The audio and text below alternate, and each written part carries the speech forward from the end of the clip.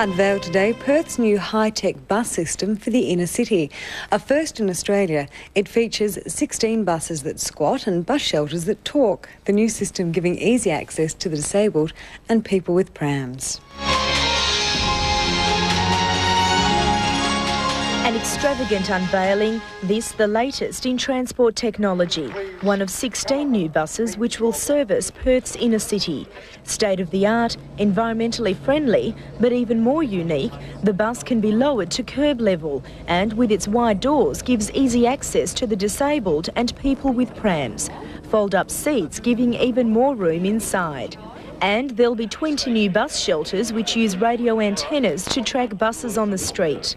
The shelter has a passenger information system in it which tells people which route they're on and how to get to where they're going, also tells them when the next bus will arrive. The new $8.8 million city bus system will replace the old Clipper service. Clipper service is not easy to use. People are unsure about which particular route they're on or how to catch it. Also, they're not too sure when the next bus will come. For Perth's disadvantaged, it's a long time coming.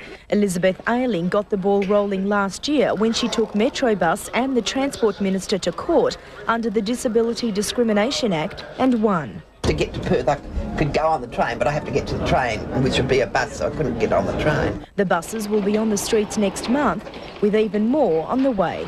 Nadia Mitsopoulos, 10 News. Adelaide-born shuttle astronaut.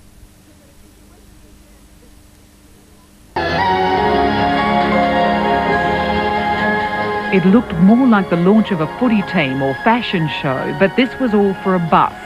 Not any old bus, mind you. This bus squats down to load on passengers. It rolls up to a shelter which talks. The bus stop is telling you how long it will take before the next bus turns up. We worked that out by knowing where the buses are to within about 5 metres. There'll be 16 new buses in the city fleet which will work 2 routes.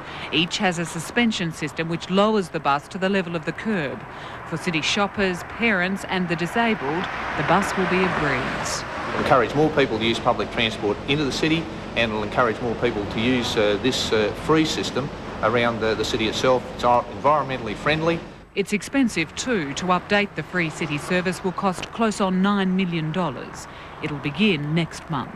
Dixie Marshall, National 9 News.